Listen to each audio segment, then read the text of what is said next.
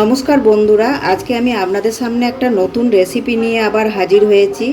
আজকে আমাদের ঘরে ইলিশ মাছ আনা হয়েছে, এজন্য আমি ইলিশ মাছের পেটিগুলো রেখে দিয়েছি ভাপা ইলিশ বানাবো বলে। তো রেসিপিটা চলুন এবার আমি শুরু করে দিই, আপনারা আমার সাথে থাকুন এবং দেখতে থাকুন। আগের থেকে আমি মাছগুলো নুন হলুদ মাখিয়ে রেখে দিয়েছি। এবারে এর মধ্যে আমি 2 টেবিল চামচ সর্ষে বেটে রেখেছি, ছেঁকে রেখেছি, খোসা দিইনি, এটা দিয়ে দেব। 2 টেবিল চামচ পোস্ত বেটে রেখেছি, এটাও দিয়ে দেব।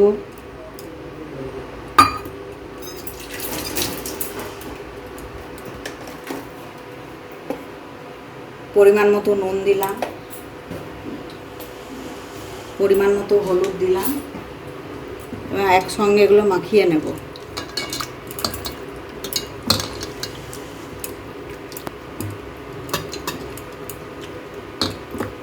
এখানে আমি একটা ছোট্ট স্টিলের টিফিন নিয়েছি, এবার এর মধ্যে মাছগুলো রেখে দেবো।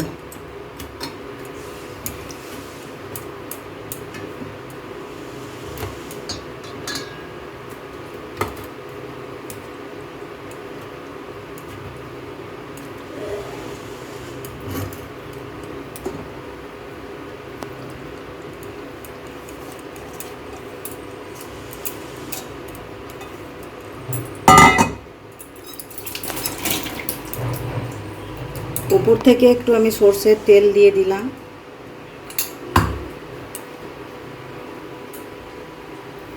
ও 2টো গোটা কাঁচা লঙ্কা দিয়ে দিলাম। আগের থেকে আমি সর্ষেতে একটা কাঁচা লঙ্কা বেটে রেখেছিলাম। এবার ঢাকা বন্ধ করে দিলাম। এবার আমি ইন্ডাকশানে এটাকে চাপাবো। আমি আগের থেকেই ইন্ডাকশানে জল গরম হতে দিয়েছি। এবার এটাকে আমি ইন্ডাকশানে চাপাবো।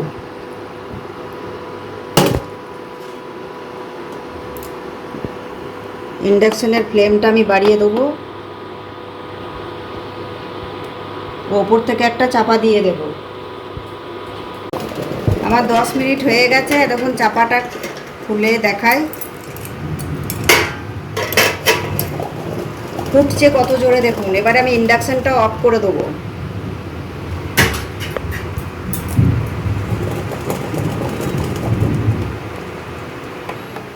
ইন্ডাকশান অফ করে দিলাম।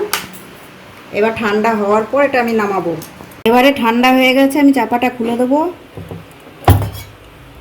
দেখুন কত সুন্দর তেল ছেড়ে এসেছে। আমি মিষ্টি দিইনি, আপনারা চাইলে একটু মিষ্টি দিতে পারেন। ভিডিওটা যদি ভালো লেগে থাকে তাহলে লাইক, শেয়ার, কমেন্ট ও সাবস্ক্রাইব করতে ভুলবেন না যেন।